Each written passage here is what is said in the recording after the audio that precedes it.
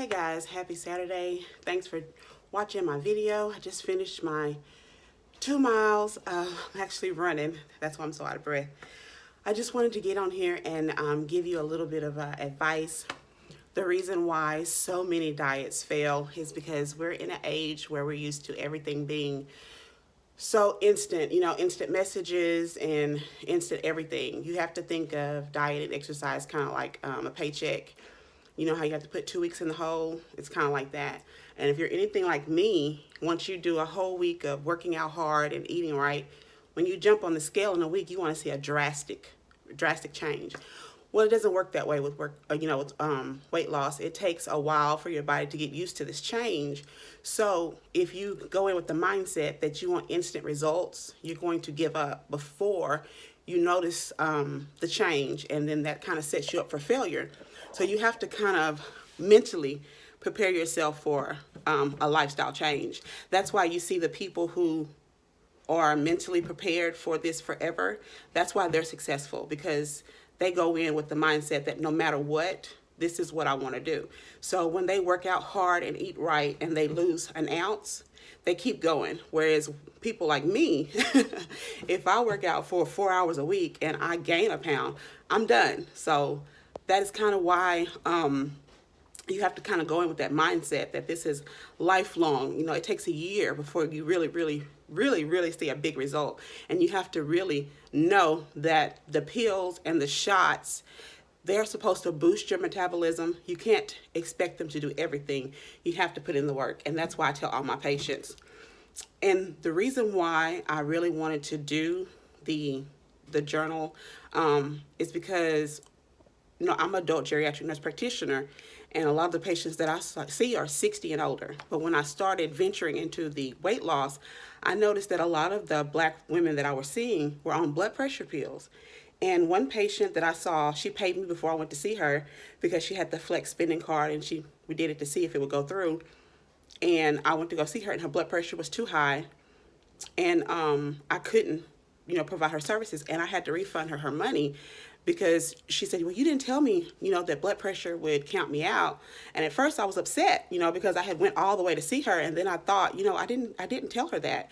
So I do have to refund her money, but like she was 30 something.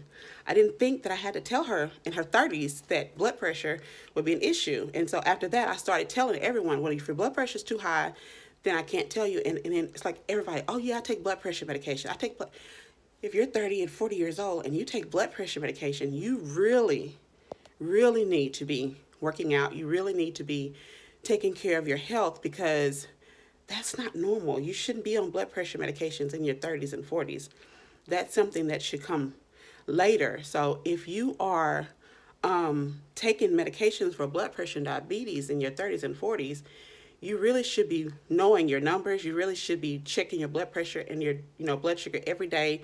You should know your BMI. If it's above 25, you need to get that number down. If you have a roll around your stomach, that puts you at greater risk for diabetes. Like if you have gestational diabetes, chances are you're going to be diabetic. I had it with both of my kids. With my second one, I actually had to take insulin. So that's kind of why I know I have to get my health together, and we have to take care of ourselves. I actually talked to someone that both of her parents were diabetic, and she has all the signs, but she won't go to the doctor. Like, did you know that diabetes and high blood pressure are the number one reasons why people end up on dialysis? Uncontrolled diabetes, uncontrolled blood pressure. If you're young and you have medications, oh, well, I don't think I need it, so I don't take it. Like, that's not good. That might not hurt you now, but if you go 10, 20 years and you don't control it, by the time you get in your 50s and 60s, your body's shot. So we really have to take better care of ourselves. You should go to the doctor and get your labs and get a copy. Keep it. Know what it is. Like, everyone is so pressed for money and fame. The most important thing is your health. That's something you cannot buy. If your kidneys are shot and you have to spend 4 hours at a dialysis center 3 days a week, that's time you can't get back. Like, you really have to put in the time to get yourself healthy. Then you can worry about the other things. Like, I can't express how important it is for you to take care of yourself. Like, see this right here? I can cover this up. I can put on all the makeup in the world and cover this stuff up. But if I have a heart attack and die, I can't fix that. If I have a shunt in my arm and I have to go to dialysis, I can't fix that. It is shocking to me how uninformed we are about our health. If you have thyroid issues, your thyroid should be monitored frequently, especially if you've had it removed.